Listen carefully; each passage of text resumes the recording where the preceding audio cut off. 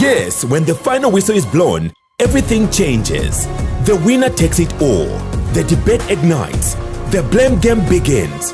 And suddenly, the missing drawing board is found. This is where the real game starts.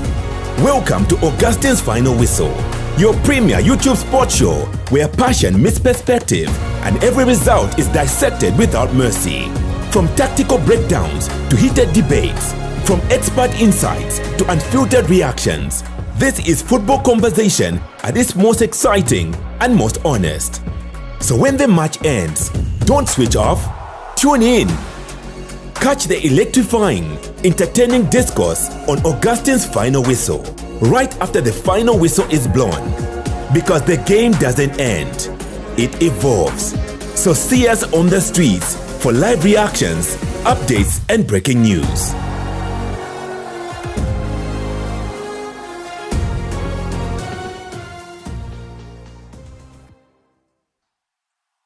Good evening, good evening, good evening. Good evening, good evening, good evening. How are you doing today? My sincere apologies for coming a little bit late. We are trying something new on how we are going to go live and, of course, bring to you Augustine's Final Whistle, which is um, a sports podcast that we want to develop and share a few thoughts from time to time. Please share the video. Please share the video. Share the video. Share, so that we can begin the conversation. The conversation. Please do share so we can begin the conversation. Very, very important that we share and we have the audience so that we can have a conversation. Good evening, good evening. How are you doing today? I'm very, very fine. Very, very fine. Coming to you live this evening. Live. Happy Africa Freedom Day for our brothers, sisters in Africa. A very special day that we remember, of course, the struggle to independence. It's Memorial Day on our end, remembering, of course, the veterans, those that have fought in different wars. So it's basically a two-way holiday. Such occasions do not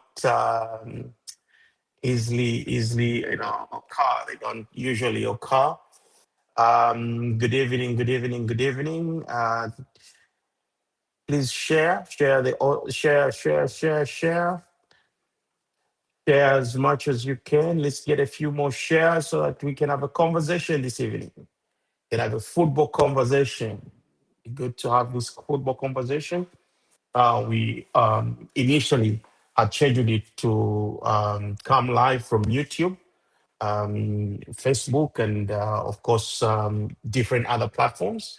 But for now, we've had to go live on Facebook just to make sure that we fulfill the promise because we believe in fulfilling, um, uh, you know, the pledge. When we make a pledge, we have to fulfill that pledge. It's an interesting conversation we want to have tonight. It's looking at various aspects of Zambian football.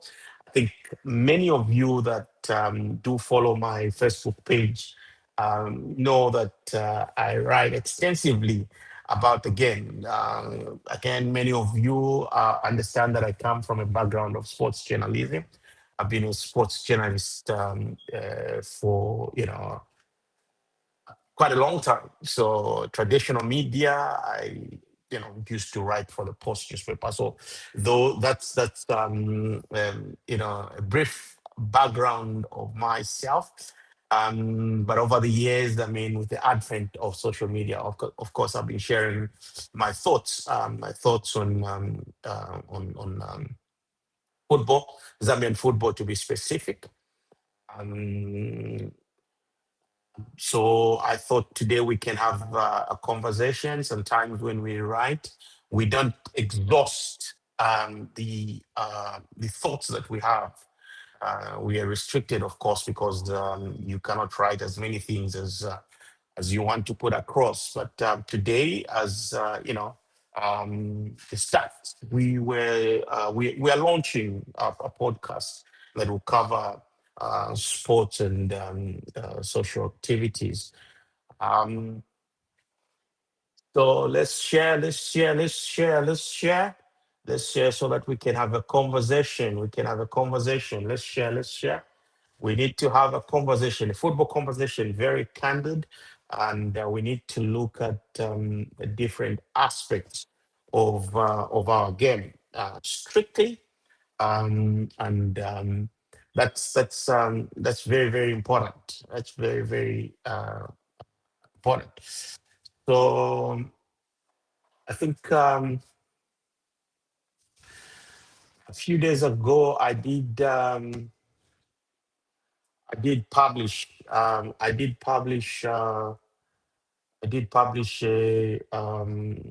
note that I was going to strictly focus on certain issues. Um, let's have that conversation today. Let's have that conversation.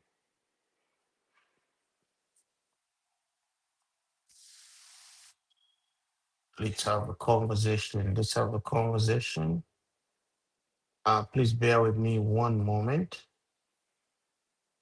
Bear with me one moment. Please bear with me one moment. One moment. Please bear with me one moment.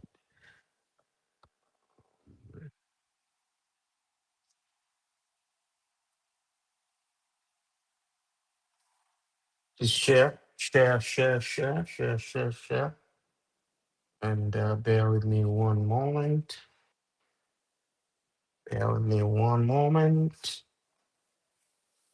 Okay, so today the Football Association of Zambia um, has just made an announcement that they have appointed um, Charles Chakatazia as the new general secretary.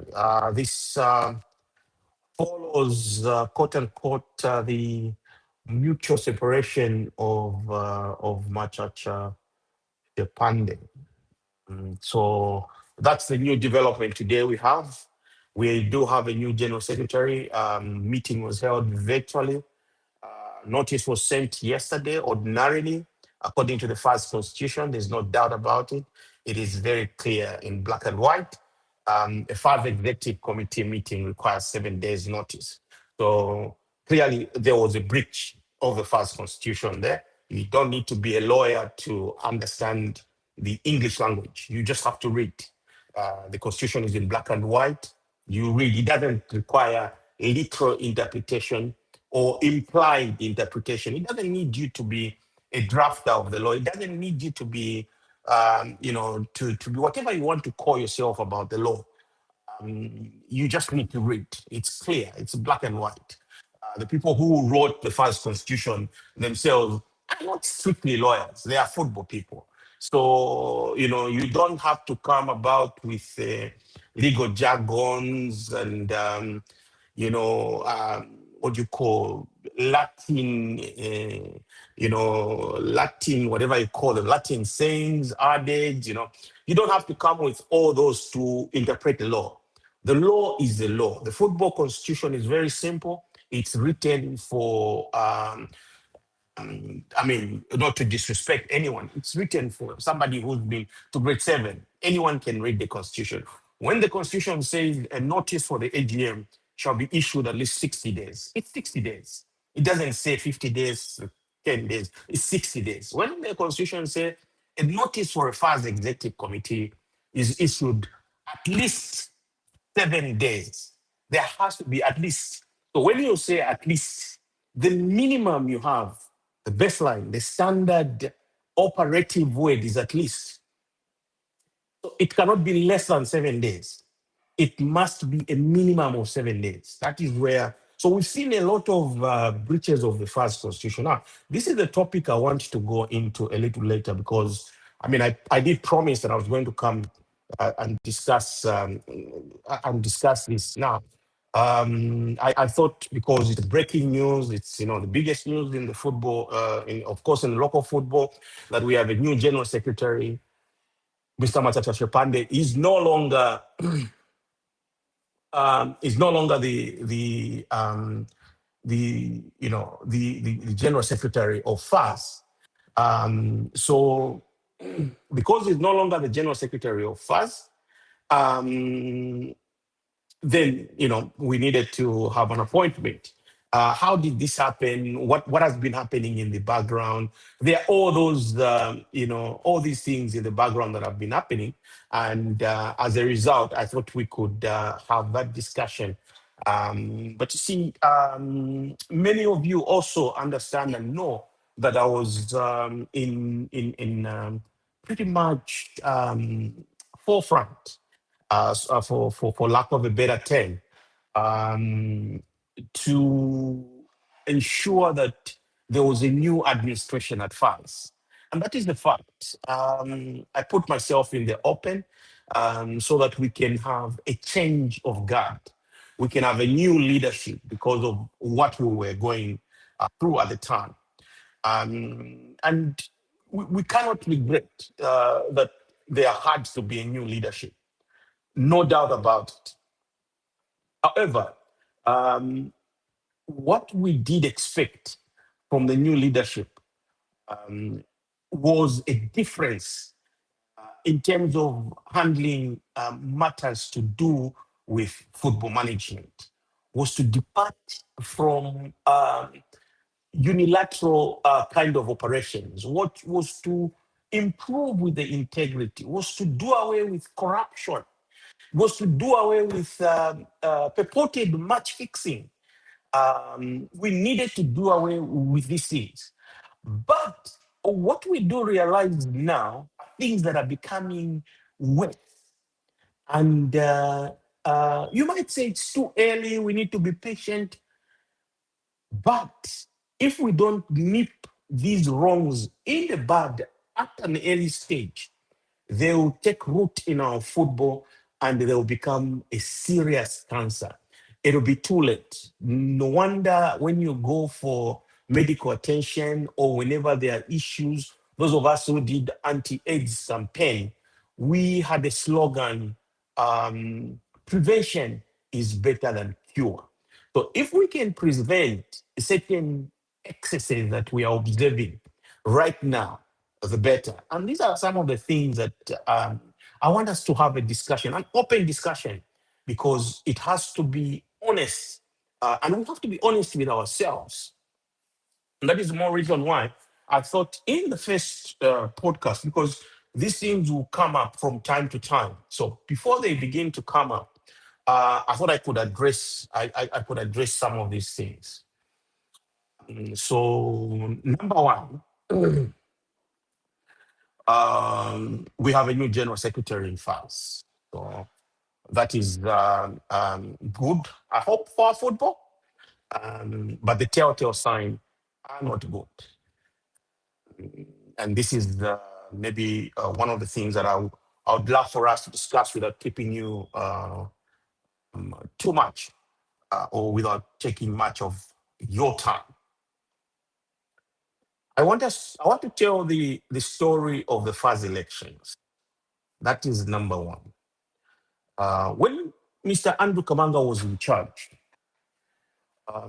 we, as the football family in Zambia, so disconnected. There came a time when football was so disunited. It was them against us, and it was chaotic from time to time. People began to fight. So when people began to fight, and those things emerged, we needed at some point to um, make changes. How did these changes come about? I think having been involved in football for a long time, I thought at some point, to borrow from John F. Kennedy's inspirational quote, look not what your country, look not at what your football or Zambian football can do for you, but what you can do for Zambian football. And remotely, I have always played a role in Zambian football. Sometimes we don't have to announce what roles we play, but we do play roles that contribute to the development of Zambian football. And in terms of the leadership of Zambian football, I think for the longest time played a key role, and I understand the dynamics. I understand how the elections are held. I've taken time to invest in following the structures, the provision that govern our game, as well as the provision that govern African football as and beyond. So the fact that I come from a background of journalism does not mean that I've not been in football. Before I became a journalist, at an amateur level, did play football itself. And I've always wanted to contribute to Zambian football. So, fast forward, when Mr. Kamanga wanted to become vice president, he did, make an approach, and we, built a stage where he could contribute to Zambian football. And when we realized that his contribution, was no longer as we expected, again, we had to go back to the people that, make decisions to decide. So the long and short of the story, many of you know that, of course, I supported the candidature of Keith Mwemba, and uh, he won the election. But many do not know to what extent, our support was. First of all,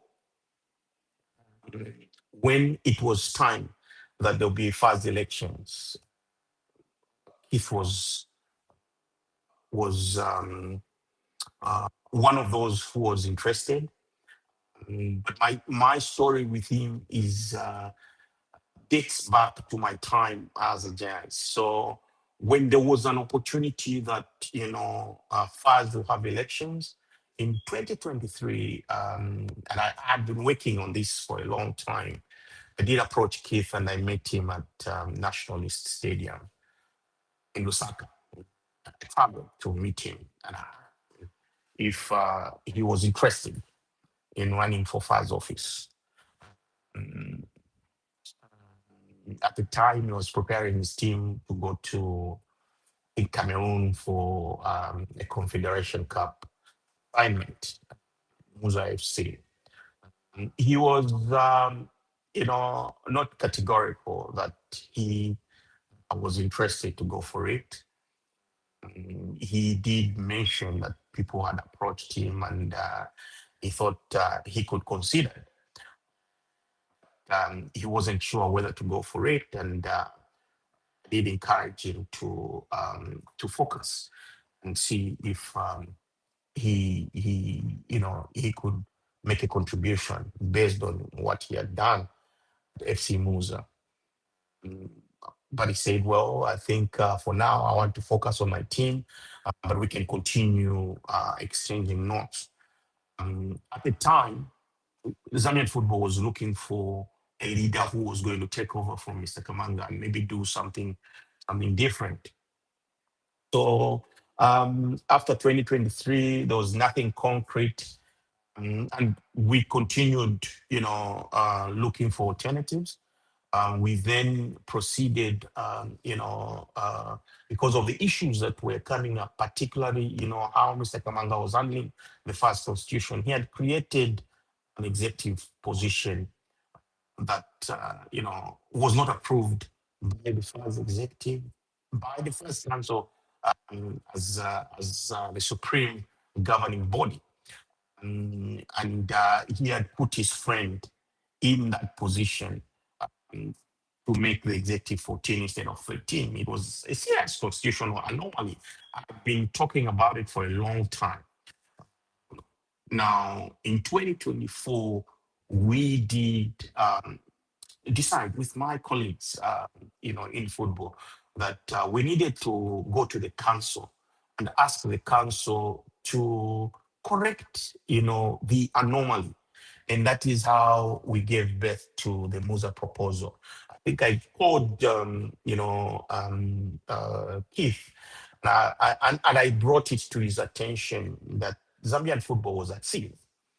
I asked him if he was willing to consider submitting a proposal to the first council. And if he submitted that proposal, whether he was willing to withstand the pressure that comes and consistently fight for that proposal to be tabled, because we understood the gravity, and we also understood the extent to which Mr. Kamanga, as first president then, would resist such a proposal. And true to our fears, I mean, when he accepted to bring that proposal on board, which of course I crafted with the help of other colleagues. Um, it was fought to an extent that we ended up in court in 2024. If you remember, there was an AGM that was cancelled as a result of a court injunction by one journalist in Lusaka. We did not believe that we should go to court and get an injunction. In as much as the first executive had rejected that proposal, we mobilized the council to reinstate that proposal, because we knew and understood that the council was the ultimate, was the supreme decision-making body of FAS. So going to court, if you've been in football like myself, is considered third-party interference by FIFA. So if you have any issue in Zambian football and want to deal with it outside the football structures, you will have problems. For a person like me who has experienced these issues, it is always a dead end. I think many, if you are an adult and can carefully remember, we did have the vote of no confidence against Kalusha sometime in 20, I think 20, 2000 and 2017 thereabout. No, before the Africa Cup. Before the Africa Cup in 2012, we did have a vote of no confidence brought against Kalusha. Now, President Fupia Banda also understood how government interference operates with regards to FIFA. So rather than allow the National Sports Council to make a decision between a warring group that was headed by Kamanga and the legitimate Football Association of Zambia that was headed by Kalusha, he engaged FIFA. He called Sepp Blatter. He called Sepp Blatter, and it was Sepp Blatter after a meeting between, I think, State Council Chifungo Banda traveled to Zurich with Mr. Smata and Kamanga on one side. I think the late George Kasangila, may he so rest in peace, traveled on the other side. Jerome Valke, the then General Secretary of FIFA, chaired that meeting. Ultimately, it came down to the first council. FIFA said, no. We have understood we get the argument from both sides. So the only thing you can do is to take this motion back to the first council. And when that motion was taken back to the first council, um, the incumbent then were clever enough to deal with the movers of the motion, which was Mazabuka United, to tactfully withdraw that. Whatever happened, we may not have details, but we understand, various things exchange hands. The late Chris Rix Mwemba had an interesting discussion with me. May he so rest in peace. He was vice president of FAS at some point. But he was one of the architects that ensured they withdrew that motion, a vote of no confidence, which had garnered significant traction. So, having such a background, I knew that going to court was only a waste of time, was to buy time, is also maybe compels, attracts the government if they're not interested in football, attracts them to pay attention to the issues that football is doing. So we didn't particularly want to take the Musa proposal to court. And what we did was to devise the strategy that, ensured the first council exerted its authority to return a proposal by a member. So those that went to court, to me, wasted time, because wasted not only time, but wasted also money. It's something that I did not agree with, but it was out of my control, out of our control. So in any interest process, there are various groupings. So the Musa proposal itself was initially halted by a court injunction, because the first council say the court said there was an injunction and they needed to hear it. At that point, government came in and then there were negotiations. So the April AGM in 2024 was cancelled. The Football Association of Zambia lost a minimum of 2 million kwacha at the time, because of the injunction, which was unnecessary, because we knew even in April, on that particular day, that in as much as the executive led by Mr. Andrew Kamanga had denied, had rejected to accommodate the Musa proposal, we knew the first council was going to reinstate it. So after that, we had the same negotiations, and I think FAS later on called, the two parties agreed, the matter was withdrawn from court. And when the matter was withdrawn from court, we went to another AGM sometime in July. We went to that AGM. I think Mr. Keith Mwamba would bear witness. He had lost the steam to present the Musa proposal in the July AGM.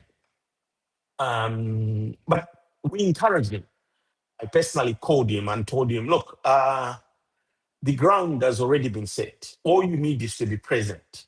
All we need is and we just need you to be present at the AGM, so that the people that we've discussed the issues with will be encouraged to go ahead and reinstate the motion.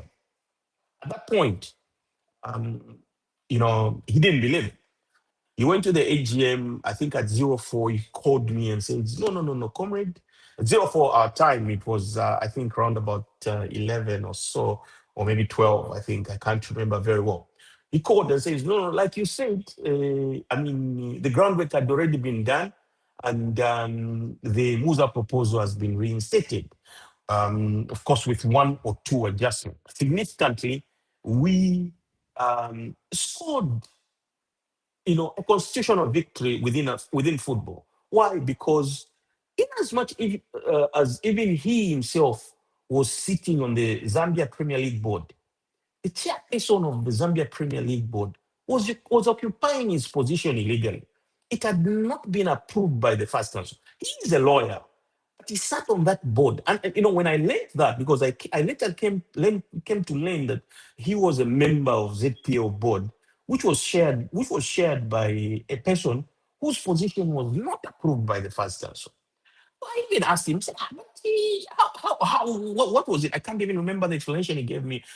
What were you doing on a board chaired by somebody, whose position was not approved and was not constitutional? It was not in the constitution. From 2021 to 2024, it is the Musa proposal that corrected the anomaly. They argued whichever way they wanted, but we were able to help and said, no, you need constitutional order in football. You cannot be doing things haphazard. You cannot be doing things because there's a certain way. So this is where, I think from that time, um, so after the approval of the Musa proposal, there was then a proposal that those suggestions should be incorporated in the constitution, and then the constitution be approved in September at an EGM, at an emergency, or is it emergency general meeting, which is what was held. So in 2024 alone, because we went to court in April, first lost out because councillors had already arrived in the country, and meaning that the cost of hosting the AGM was on the association. We lost out on three occasions. Instead of having one AGM, we had two. We had three AGMs, which was a cost. I think the minimum for the association is about 2 million kwacha for you to hold an AGM. So you find that it was 6 million. That is what cost the association. It was an unnecessary expense, right? First of all, there was no need to deny the Musa proposal. Again, there was no need to go to court because that matter we had already devised the strategy. Secondly, the Musa proposal, now there was a year in between. So having worked on the Musa proposal, I thought, no. I think if Mr. Kamanga is going for a third term, we don't believe he's the best candidate to take us through. Because number one, the football family is so disunited. Even when the First Council has made a decision to bring back people who were banned, invite them back into the game, these things are not being implemented. So after the Musa proposal, I think there was no contact between ourselves and Kate. We started looking for somebody who was going to challenge Mr. Andrew Kamanga. If, for instance, I did qualify, I probably would have challenged Mr. Kamanga himself. But in hindsight, maybe he thought or he saw that I may be interested in vying for a first position in the future. And that's why he put a ban on me in 2017. At the time, I was not even a member of FANS. So,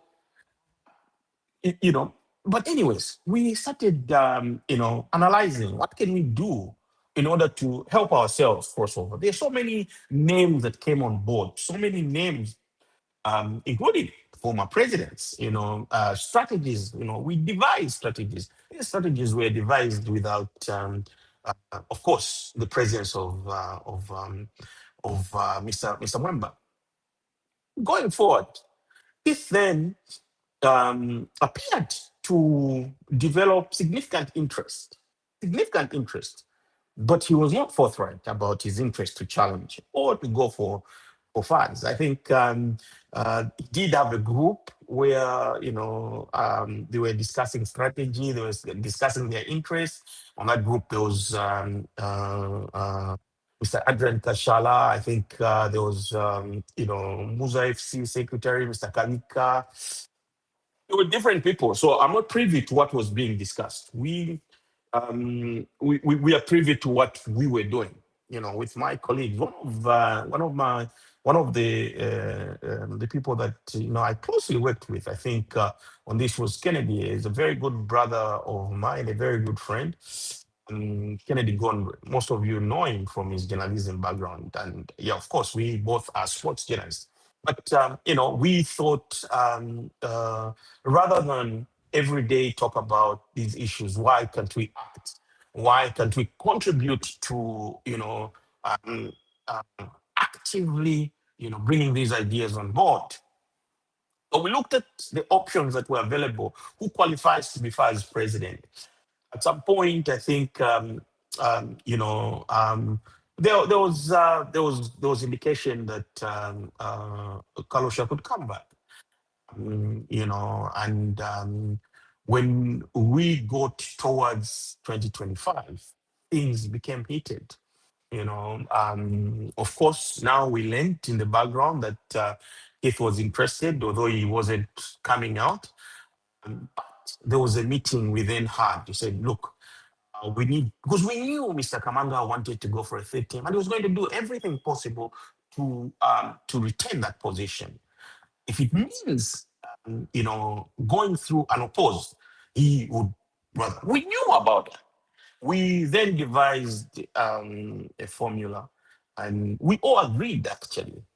Initially, I had reservations on the candidature of Mr. Kashala. But in talking to colleagues, and at some point I had a discussion with him because when he was general secretary, human as we had a friction of some sort, and it ended up in court, and I think that created a wedge between him and me. But at some point in this world, you don't keep things to heart. You look at the bigger picture. He looked at the bigger picture. I looked at the bigger picture, and we agreed that look, since there was no one, Kalosha seemed to be away. We thought, well, let us support the candidature of Mr. Kashala. So, but it could not be Mr. Kashala alone. Now, in trying to support Mr. Kashala, at that point, then we came up with plan A, plan B, plan should this one be, because we knew that some people will be eliminated from the race. We had that prior knowledge we were giving. While we were talking to the councillors, we were convincing the councillors on why we needed change, why we needed a new list. Um, I think a few days before the elections, we then went ahead and you know we then went ahead and obviously changed the strategies. After Mr. Kashala came on board, a few days before filing, Keith came on board and he said, "No, I am going to go for the first president." It was a tough decision for me. He's one guy I had approached. He's one guy we had discussed with extensively about this. He's one guy, So at that point, I had to involve my colleagues.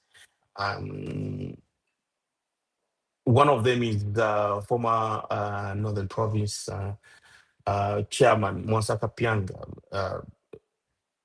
an exceptional football administrator, well read, understands the first constitution, understands his football rules, and degree of integrity on him. Very professional. You don't have to agree with him on everything. I don't agree with him on everything. We don't need necessarily to agree with him. And I understood why he was one of the most influential, football administrators among the councillors. Because when we went around the councillors, the two most influential people within the first structures in the past election, Keith was not known. He was nowhere in the first elections. It was actually a tall order to sell his name. And I told him that, you know what, you, you are a good candidate because of your track record in football. You have raised the team single-handedly, and but you're a very difficult sell. I told him one on one, So we had a discussion and we looked at the various candidates. The fear was that, look, the moment we have very few options, but we shouldn't go for a candidate that will take us through the same thing that we are coming for. That was the fear. We shouldn't go for a candidate that is going to do the same things, abuse the first constitution, abuse their position, corrupt councillors, and this is what we have to avoid because the first position is so powerful. You can easily manipulate people. So I encouraged Comrade Masakapianga to say, no, maybe you need to have a meeting with Keith. Try and have a meeting, meet him, know him, understand him, because sometimes we can judge people from afar. When he was FAR's executive committee member and player status chairperson, he had serious reservation over an issue to do with Muzo players and how, Comrade Keith came out on that matter. So he said, look, from what I'm observing, I do not think this guy has got leadership qualities. But because you suggest that you want me to maybe have an interaction with him, I will do it. That was in the thick of the campaigns. It was thick of the campaigns. Comrade Mwansaka Pianga, I think we arranged a meeting between him and Keith. And at that point, the candidates, we had not settled on any candidate. So he went to Keith's office, to try and see if they can discuss policy, to try and see if he can look at the vision. What is Keith's vision? What is it that he wants to do for Zambian football? I think he left that place a very, very disappointed person. First of all, rather than discuss policy, I think there was no substance from that meeting. But what made him feel very demeaned, I think, from that discussion was, the fact that I think he was offered a bundle of money, that, first of all, he was not too impressed with. Because he thought, look, I went to discuss policy with this gentleman. This gentleman is offering me money. What does he think of me?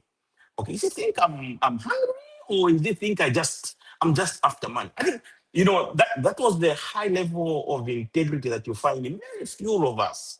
Okay, in very few of us. And once I refused, he said, no, I cannot get the money. I'm not here for money. I came to discuss policy. Of course, he may not have told him directly that, but he refused the money, and even transport, where we say, oh, mana, wala send the transport. He said, no, I'll jump on a bus. If I don't have a car, I'll jump on a bus. I found that to be, very, very. It's the high level of integrity we human beings lack. Okay. And from that time, I think Comrade Kapianga's perspective of Keith completely changed. He tried to convince me that Keith was not the right person for FAS because he believed he wasn't into football for football. Okay, he was in there for other reasons. I had a contrary view. I said, look, corporate, these are things. Maybe the gentleman was just trying to appreciate your presence and stuff like that. But he says, look, at the end of the day, after doing my own assessment, that is after now the candidates were known, he settled for Mr. Kashal. At that point, I didn't know. He probably didn't want to disappoint me because he's a very good friend of mine. Um, so how he said that's how come he didn't want to go with Keith as his preferred. That's one of the reasons why. He didn't want to go with Keith. The other person who went to Keith is Kennedy. He also went before I actually even at the discussion with Keith himself. Kennedy went to Keith twice. He wasn't offered any money. I mean, he wanted to hear what was Keith's vision for Zambian football. And when he came out there, he says, look, I feel that there's something wrong here. I am. The man has got no message. The man has got no message, and it will be very difficult. We might be going the same route. We might be going the same route. Okay, we might be going the same route that we're coming from, which is the Kamanga route.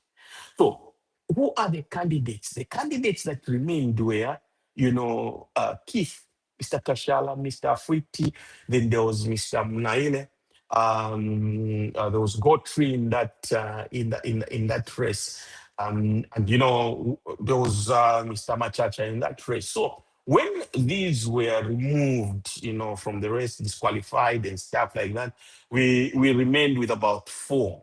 It was a tough call. My position was that look, we've had Mr. Kashala before, and he worked with Mr. Kamanga, and these things that were happening, gentlemen, happened because these people already. So we've already tested, we've seen them. Why can't we mobilize around Keith and work with him and help him deliver? Then they say, no, gentlemen.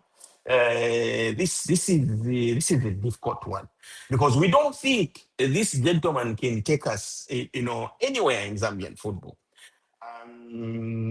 It was a back and forth. I said, okay, let's give it a chance. We've got different perspective about leaders. I'll give, Keith a chance. And I told them, I said, I'm sorry.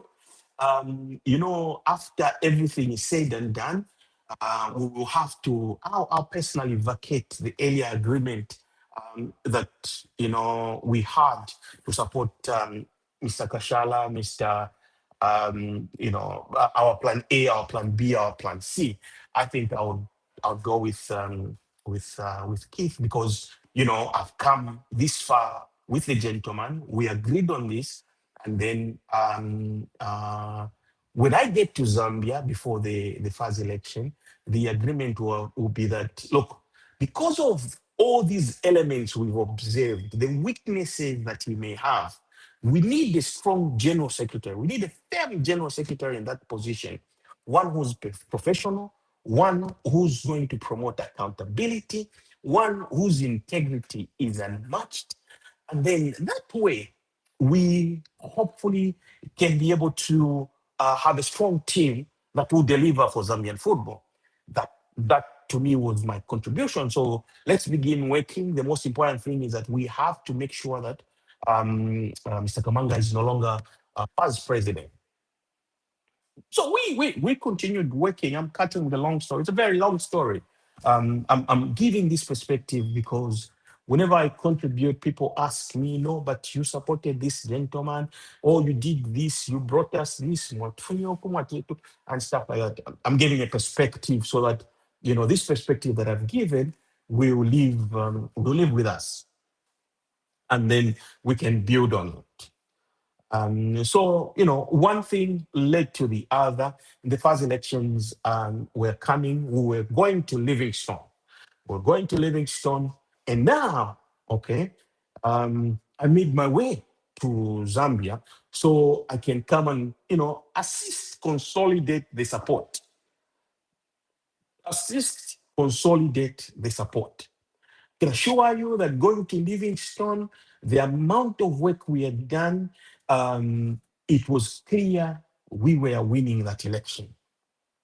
Mr. Kamanga lost that election. It was clear. It was evident. Sorry, let me just drink a bit of water. So it was evident that Mr. Kamanga had lost that election, and all we needed to do was to cast the ballot. I arrived, I think, was on a Thursday. When I arrived on a Thursday, I think afternoon, made arrangements to have a meeting with Comrade Keith. I met him at his office, and I told him, I said, Comrade, I'm not coming into this election. I know you and me know each other. You're a lawyer. You know me as a journalist. We've come a long way. But I want to tell you that we're not coming into this. I'm not coming into this election as a journalist. We're coming into this election as partners. We're coming into this election as partners. Okay? We've done sufficient work, and we know that where we are going tomorrow in Livingstone, Mr. Kamanga is losing that election on Saturday. Told Keith exactly those words in his office, the two of us. And I asked him, I said, I've already picked information that you and Mr. Machacha have agreed that should you win, Mr. Machacha will become, Mr. Machacha Shepamde will become General Secretary. Is it true? The gentleman said, no, it wasn't true. He had not made any decision on the position of General Secretary, and he had not promised anyone. I told him, I said, as partners, we are coming into this, okay? We're coming into this believing that we are going to go on an equal footing. We're therefore going to request, should we win, we have a general secretary. I told him, we have a general secretary because we have assessed the people in football. The power will be with you to select a general secretary. But if you agree that you and us are going to work together, you are agreeing that you're going to allow us, okay, to recommend the general secretary to you. You're going to work with the general secretary because we believe this general secretary, understands Zambian football, believes in accountability, very professional, has got a high degree of integrity. And I told, specifically in that meeting, I told him, many people think I, as Augustine, want to be general secretary. I told him, I do not want any position. I don't want any position in France. I told him, if there's anything I'll access, fringe benefits. Exactly my words. Okay. He says, no. We agree. I said, are we agreed so that we can go together and campaign together and complete this mission together? He agreed. I thought I was trusting a friend. I thought I was trusting a comrade. I thought I could trust his word. Well, I learned the hard way. So after he agreed that yes, will give us, I then left his office. We mobilized, and strategized on how we're going to move. We moved. I moved the following day. He moved the following day. So when we moved from his office, he came outside. I think he was a little bit jittery. I didn't understand at the time why he sounded jittery, and he looked jittery. And he came to me and says, well, I was in the car park right outside the Waffles. And he says, Comrade, I know that you said you don't want the position of General Secretary, but look, I really want to work with you. I want to create a position of an advisor in FAS so that you can work in as an advisor in FAS. And then, you can be doing the same things you've been doing during the campaigns, but she's still based outside of Zambia. I said, no, comrade, I don't want to work as an advisor. Like I said, for me, fringe benefits. I think I had my brother who was listening to that conversation. He was actually driving. I was on the other side and I stood with Keith. And as he told me, I said, no, comrade, if it is not my interest. It's a service to Zambian football that I'm doing. I think I've already done a lot, to make this contribution. I'm not ready to serve in France. I told him that. We went to Livingstone. Interestingly, We arrived in Livingstone on Friday. We arrived a little late. I was very confident before we headed to Livingstone that Comet Keith was winning. We arrived in one other thing he mentioned in that meeting with me. He talked about people planning, to stop the meeting using an injunction. He wanted to know my views in that meeting, and I told him, I said, "Look, I think Andrew at this point is already gone. The permutation were clear that Mr. Kamanga was not the favorite among the councillors, and we had done sufficient work, and victory was guaranteed. Many people thought we were only on Facebook, but we were on the ground. I think I knew who was going to side with, Mr. Kamanga. By the time we're going to leave, so I cross the board. You have to understand the fast structures to know how the elections are going to pan out. You can tell that no matter what, you can have an idea that you're winning or you're losing this election. You know. So I said, look, there's no need. Let's just have an election. Yeah, Mr. Kamanga has already lost this election. And we went. By the time I think we reached, I think it was Mazabuka, I got a message. An injunction had been placed against the first council. At the time, we had already placed an injunction, and to me, maybe that's the other part I've not explained. After people were, disqualified, many of whom I did, and I helped craft, edit, and then package their appeals to the appeals committee, to the FAS Electoral Appeals Committee. When those people were disqualified, some of them called me, they wanted to go to court immediately. Because of the little experience I've gathered in football, I advised them, I said, remember that FAS has got its own judicial structures. But when you go to court, before FAN, determines those judicial structures, what happens is the court, based on a preliminary issue, will throw out your argument. So you will lose more. What you need to do is follow through the FAS structures, appeal from stage one to the end. So you appeal to the FAS Electoral Committee. From the FAS Appeals Electoral Committee, you can go as far as the FAS Appeals Committee. From the FAS Appeals Committee, you then go to FAS Arbitration Tribunal. From the FAS Arbitration Tribunal, you can proceed to go to the Court of Arbitration. You can also proceed to go to National Sports Council. You can have the FAS Executive. But, FIFA and FAS have created structures that require you to follow through those structures. So when you go to court, you'll be asked, did you exhaust your internal dispute process? If you didn't,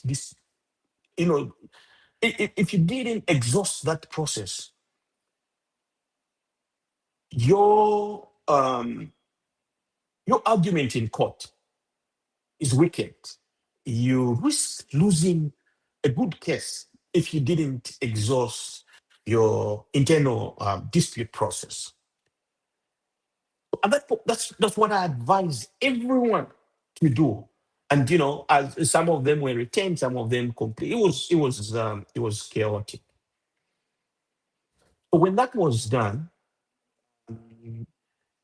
there were issues in 4 elections. The position of vice chairman, there was an issue there. People were unfairly disqualified. There was an issue with Lusaka province. Lusaka province used the wrong register, okay, for the election. There was an issue with Northern Province. Lusaka Pianga was unfairly ill-treated because Mr. Kamanga knew that he was my friend. Mr. Kamanga knew that,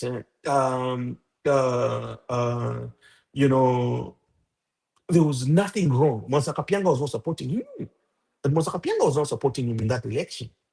There was nothing wrong Monsakapianga did to deserve or warrant that ill treatment out of the election. So there was a problem with Northern Province. There was also a problem with ZPM. Okay. Elijah had contested the election. However, his petition with the arbitration tribunal, the decision was not given to him. It was only given casually through an announcement right at the ZPL election. And then the first electoral committee proceeded to announce Mr. Kefas Katongo as an opposed.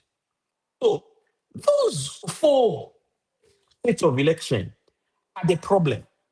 These others, at least in these other regions, could be said to have proceeded, fairly, did not have significant disputes. My argument, when people wanted to go to court and cancel the first election, I said, no, if we have to inject, let's probably inject positions. Lusaka province, ZPL, Northern province, and vice president, on the understanding that after the first election in Livingstone, there would have been, I think, 10 members, okay, still elected. There would have been 10 members. Those 10 members still formed a quorum. That quorum will then summon an emergency executive committee meeting, or it will summon an emergency council meeting, because if you have the president, you have the women's national representative, then you have these other provincial chairpersons. That is about 10 executive committee members. They can proceed and operate and then call a meeting where these four positions can be subjected to a proper election because they were in dispute rather than injunct the full meeting. Now, the problem is, the challenge was that when, Monsaka Pianga was approached to go to court for the Northern Province position, he said, no. We, in as much as it is unfair, I think let it go, let it pass. Okay, so there was no one with the local standard in Kasama or in Northern Province to take and challenge that election. Okay, because should once have said, "Oh, we can find a person to challenge this in court." There were many people that were willing, but he just said, "No. Yes, it's unfair. I've been unfairly treated. It's sad," but he refused to go to court. Okay? He refused to to challenge that position because that position up to now was not going to be occupied. Okay? In Lusaka, we had a problem. Probably we didn't just include it. We had a problem with finding a local standard for challenging the wrong register that was used in an ordinary court. For the position of vice president, at the time we're going to Livingstone, there were at least one, I think, one which was Mr. Mtalenga, had been retained on the ballot by the arbitration tribunal. So, but the others that had not insisted that the entire AGM should be injuncted. That is what I was advised. Now, so for me, I said that look, an injunction on an entire AGM was not necessary because you could see the permutation that Mr. Andrew Kamanga was losing that election. So the only injunction that we had at the time was the one for ZPL because that was the most clear one. It was the most clear one. And Mr. Lungu Elijah said, look, I've been unfairly treated. At least I should have been subjected to an election. We have to go to court. If it means, yes, we know that going to court, football rules are clear. They prohibit. But national laws are also clear. A Zambian has a right in every sphere of life to seek legal justice, to seek recourse. And Elijah has every right to challenge us. Why? He could not go to CAS because CAS gives a time frame. At the time the issues were happening, that time frame had lapsed. There was a case where some football administrators went to CAS, but because 9 days had lapsed, CAS could not entertain that. So, because of that chaos, the only relief that Mr. Elijah Lungu had was to go to an ordinary court because he had gone as far as the arbitration tribunal, which is the highest judicial body in France. There's no any other body that the First Council has created to adjudicate on matters of legal issues, to matters of dispute, apart from the arbitration tribunal. Anything else is an illegality. Okay? So having gone to the arbitration tribunal, what does Elijah do? Up to this day, he's never received the full judgment from the arbitration tribunal. So what did they adjudicate? Okay? If you don't save justice to your people, what can they do? The Zambian constitution, which is the supreme law of the land, all right, empowers, gives him the right to seek legal justice, a legal recourse. And so Elijah went to the High Court, put in an injunction for specifically for the ZPO position, and that was our argument. Rather than injunct a full council, let's injunct positions because that will still leave the council to operate. That will still leave the further executive to operate because they would have formed the quorum. And if they operate, they can easily summon an emergency council meeting to fill those positions that are remaining.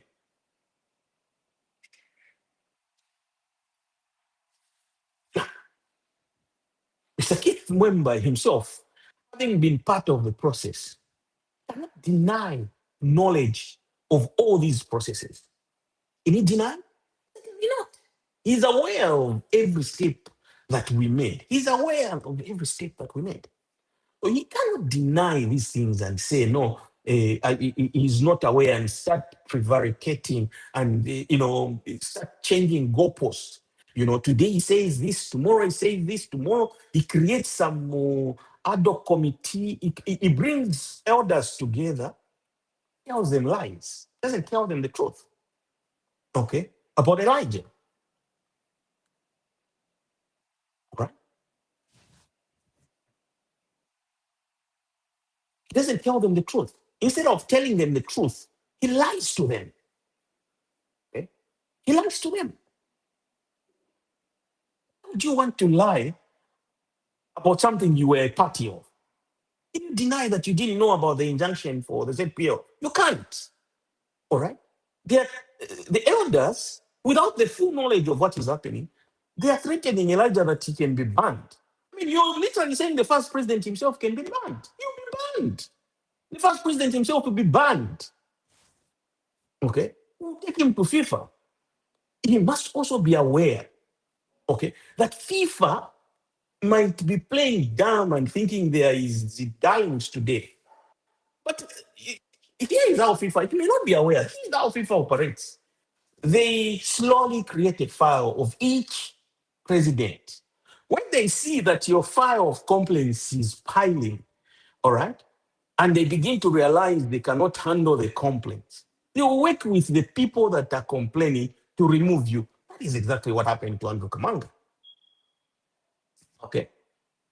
He should not be cheated that because he's in power today and he goes to a FIFA Congress, Infantino, the FIFA president, closes up with him. When those people abandon you easily, Ismail Bamji. Ismail Bamji at the 2006 World Cup, he was dropped like a hot potato for ticket racketeering. Already, Andrew submitted a complaint against you to the FIFA ethics. Make no mistake, that complaint is sitting at FIFA. All right? It might just be your file has already been opened, so it's sitting at FIFA. Should now there be more complaints going to FIFA, you will see what will happen to you. Don't make a mistake that you have arrived and you think you can run football the way you want to run it.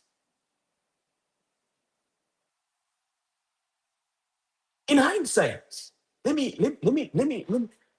state that it could be true that Keith must have gone to Andrew and attempted to bribe him with an appointment to State House so that he can come out of the race, and then he supports him for a position either at FIFA or CAF. Andrew refused, put up a complaint. That complaint is sitting at FIFA. Make no mistake, should we raise similar comments, similar complaints, you have more to lose. And you're therefore encouraged. You're therefore advised to check yourself. Giving handouts to your executive members, a third pin here, a two pin there, to make wrong decisions such as the one that was made at the first council to alter the electoral college is creating a dangerous path for yourself. Bwana, those bribes that you're giving to your executive members to silence them, to zip them, those 2 pin you're giving them, those 5 pin you're giving them, will create chaos for you. Stop it. I'm advising you as a friend. Let me come back to the story of going to Livingstone. We arrived in Mazabuka. I arrived in Mazabuka on the way to Livingstone. I was with Chikumbi in the car, Godfrey. I was with Sangapole in the car. I was with my brother. I was with yes, Central Province. I'm sorry, I have to mention their names. I've not sought permissions, but I want you to know that these were the people I drove with to go to Livingstone. I got a message. I won't say from whom, but you know yourself. You sent me a message. The first person who sent me about the injunction, I was deflected. At that time, the injunction had not even been circulated, had not even been. I received the message. A call followed that. I knew there was an injunction. The meeting was not taking place. We moved a few inches. Then now the story broke out. Mr. Kamanga was addressing the council that they have received an injunction, you know. And now the people in the car started asking me, have you seen this? And I confirmed that I'd seen it. I told them, yes, I have seen this. I've seen this. Should we go back or should we go? I said, no, let's just go. All right? Let's just go. We proceeded to Livingstone. One of the first persons, when we arrived in Livingstone, we're a little bit late. Okay. My assumption, my understanding was that the election would go on that very night. No, on Saturday. Because we're arriving on Friday. We're going to find a way of discharging the injunction and ensure that the election goes ahead.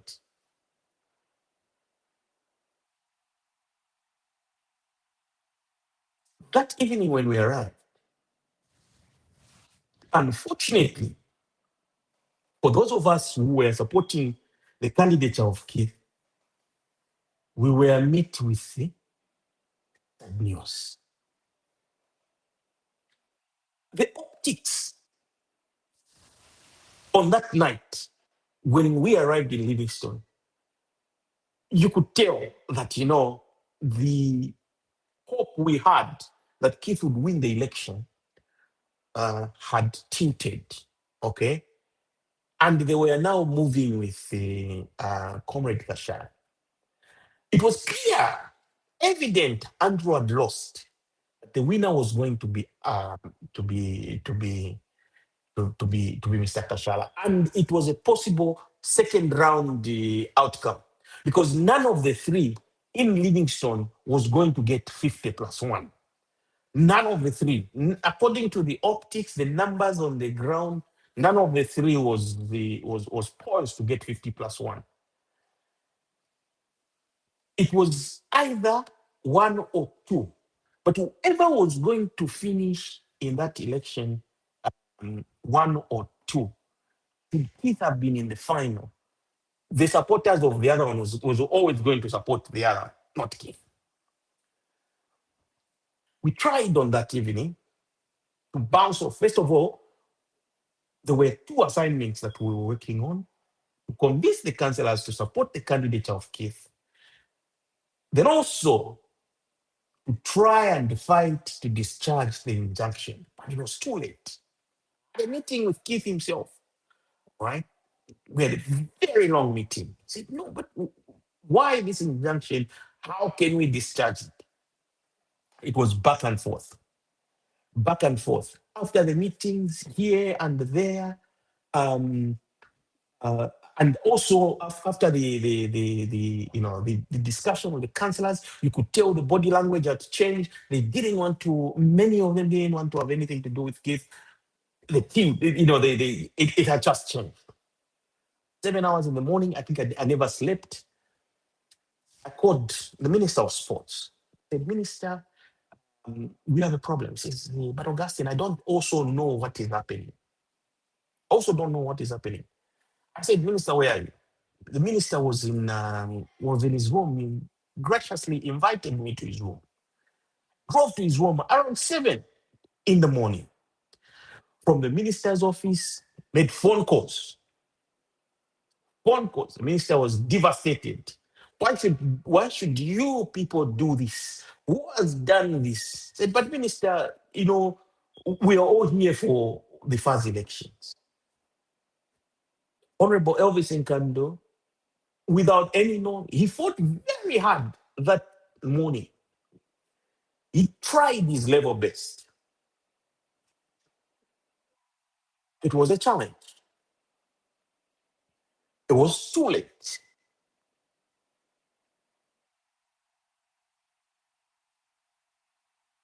After, that meeting with the minister, I went to the FIFA meeting. I even asked FIFA, I said, these problems that you're seeing in Zambia, why have you paid a blind eye to the injustices? It is as a result of some of the injustices. Look at the crisis.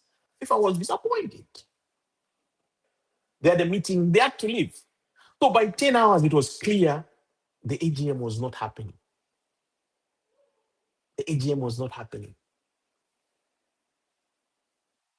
We stayed on. By 14 hours, the minister, I think by 13, 14, the minister had a press briefing. The injunction had been charged, but it was too late. Other people had left, FIFA had left. And, Mr. Kamanga, having the knowledge, and the sentiments that he may not be winning the election, was happy to let it go too. So he was not, if he knew he was winning, he could have had the AGM in Livingston. But tactfully, he just said, let's proceed, and respect the injunction. Because nothing would have happened. I can assure you, nothing would have happened if Mr. Kamanga had that election in Livingston, provided it was a full council, provided everything had gone on. What would have happened is, if Kamanga was arrested as a result of convening the AGM because of the injunction for contempt of court, Zambia would have been banned. Zambia would have been banned. Now, if Zambia was going to be banned, the government would have been at odds with the court of public opinion. The public was not going to understand. The public was not going to appreciate the dynamics. They were just going to say, you guys have caused Zambia to be banned. It was going to be chaos. Okay? So that is why Kamanga would not have been in trouble. Kamanga would have been released and everything, that injunction. But because Mr. Kamanga knew, look, after all, it appears I'm losing this election. Let's buy time. All right? And that meeting was not there. We remained behind. We did our own assessment. Why was Keith losing after gaining so much momentum? Number one, When we arrived in the night, the councillors were saying, no, it's a state house project. And they were convinced he was. Right? He's backed by the sitting government. Now, if you've been in football, open support from state house is frowned for some reason. I don't know why. Is frowned upon by the councillors. Even when we all know that the government, the first president, the first patron is a Republican president. But the councillors, for some reason, don't like it when they hear that a candidate is being imposed on them. Sometimes it can even be a very good candidate, provided if the government comes out in the open and says, this is our candidate. Football councillors are very stubborn from time immemorial. They will not vote for such a one. Number two, they said, no, it's, the councillors were skeptical. They said, no. There's too much tribalism around your candidate. All right? There's too much tribalism. They justified. They said, look, there's Mr. Machacha around you. We are hearing you'll be general secretary. We tried to convince him. No. We've been assured that this is not the case. There's Mr. Mwang. There's Mr. Jones. The councillors were saying, no. We are seeing elements of serious tribalism around your candidate. Okay? It is a regional candidate. Councillors were very honest. They refused. Right in Livingstone, right there in Livingstone, they were saying it was a disaster. At that point, all right, the two most influential first councillors in that election, Monsa Kapianga had gone with Mr. Kashar. To me, in Livingstone, should Mr. Kashala have won, huge influence of Mr. Kapianga was a part of that victory, and Mr. Afwiti. Because you see, councillors had great respect for these FAS officials, FAS executive committee members, FAS, provincial chairman. Why? Because in the reign of Mr. Kamanga, they were the most objective. Okay, they appeared to stand for the councillors. This is why when you looked at Eastern Province dedicated their victory to Monsa Kapianga. When you look at Copperbelt dedicated their victory to Mr. Kapianga. At the time when Livingstone, Sangapule, another influential provincial chairman, was not in any of the campaign teams, was neither with Keith nor Kashar. He had gone through unopposed and was going there just to, fulfill his duty. Okay. No one had approached him and said, "Oh, no, we want to work with you." So of course, there were discussions here and there, but nothing had been concrete. So he was neutral as we went to Livingstone.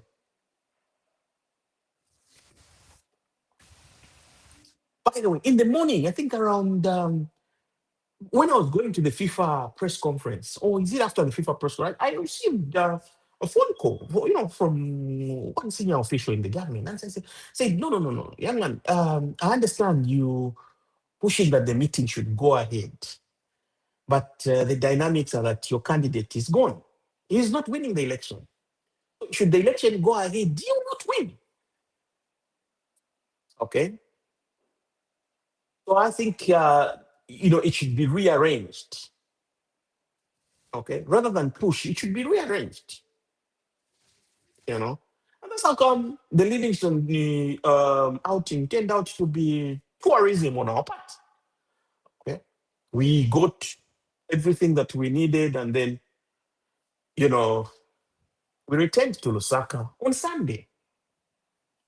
On Sunday, I was preparing, in the week to go. I think I'd informed Keith. I said I was leaving in the next. I think also I was due to leave on Tuesday or Monday. I said no. I want to prepare. You've done something very good and stuff like that. I want to prepare something for you. And said no. You don't have to prepare anything for you. No. Let's meet. He gave a day that was beyond the flight I was supposed to depart. But because I needed to meet him, canceled my flight and I needed to depart on another day. So what happened is on Sunday when we came back, word went round that his 14 in the campaign had also picked word that Mr. Kashala was winning the election in Livingstone. So they had gone now, among them, Mr. Chepande and Mr. Mwanga, they had gone to meet Mr. Kashala to strike a deal. They wanted to strike a deal that Mr. Kashala wins the election when they are held, whenever it was going to be, and then he gives them the secretariat so that they can run the secretariat. So when they meet Mr. Kashala, they are not told if that they are going to meet Mr. Kashala. After meeting Mr. Kashala, then they needed to convince Keith to drop out of the race after Livingstone. One of them called me and made such a proposal. I refused. I said, what? Oh,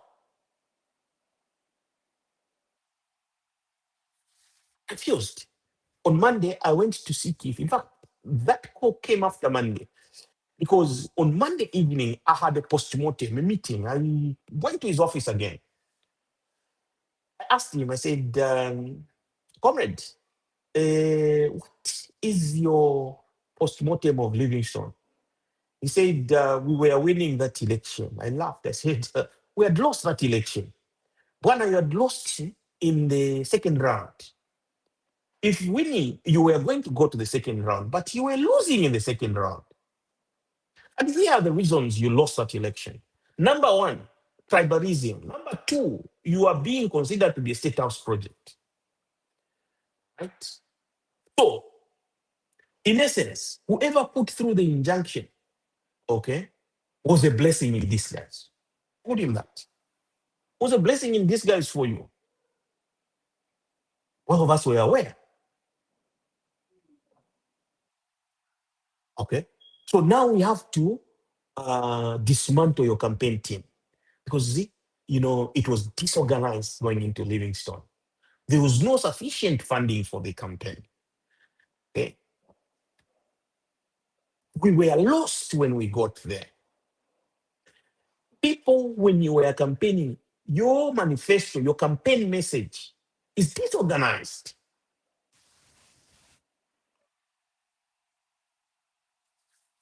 But that night, he agreed, no, let's change. I then told him, I recommended to him to appoint Mr. Tsangapule as his campaign manager. Tsangapule was appointed campaign manager on that evening. He called him in my presence. Another lady on the copper belt. And it was strategic. It was strategic. I said, you appoint this one. Number one, she's a voter. You're counting your vote, you're counting her vote. So you have a head start of 2 votes going into the election. Okay? I think we appointed 2 other people. It was a very small campaign team. Then we said, you're going to keep the other guys in the background. You keep them completely in the background. They should be nowhere near your campaign because, unfortunately, I'm sorry, the atmosphere in the country is so toxic that anything tribal related is being misunderstood. I told you, people are frowning on these issues of tribe. Let's be honest, okay? And even in our honest conversation, I had very honest conversations with him. I told him, and he told me, no, me, I'm not a tribalist. Look, I've even married outside my region. That's what he told me. I told him, I said, I do not support based on tribe. I don't discuss tribalism. Because if I was to support based on tribe, I can assure you, Mr. Kashala was one of the people that I was going to support. If tribe was something that drove me, my mother was not there. Okay. So that is what I was going to do. But no, I'm not driven by tribe. I'm not driven by race. I told him, look, I live in a country right now. I'm resident in a country where, I have seen and observed the historical impact of racism. It is no different from tribalism. I told him that. Okay. And that's how come we dismantled his campaign team going into Livingstone. We said, should we announce? We said, no, let's not announce what the campaign team would look like. I told him, give Mr. Pule sufficient room and sufficient ground, okay, to operate. Let him handle your campaign. We will change the narrative. You can go back to him and ask him if the narrative was not changed. I can assure you, Mr. Pule came on board on that campaign and we began to change things. We began to change the dynamics of the campaign. Now, we didn't know at the time whether we are going to, Livingstone or Kawe or wherever. We followed close. And when it came to go to Kawe, we knew what we were doing. The man was on top of things in his campaign. He was on top of things. He did everything. He did the talking, he did the convincing, he dismantled literally that agenda, what do you call it? Manifesto. All right. Organized one that was going to be summarized, properly summarized. We went for a campaign meeting on the Copper Belt. Councillors came out of that campaign meeting saying, "Oh, you want to pay for land." What did we do? He says it jumps from here. We can't understand what his plan is. That's what we were saying. Buana, you need an effective general secretary. If you don't have an effective general secretary, you are not going to successfully manage football house. You're not going to successfully manage football house.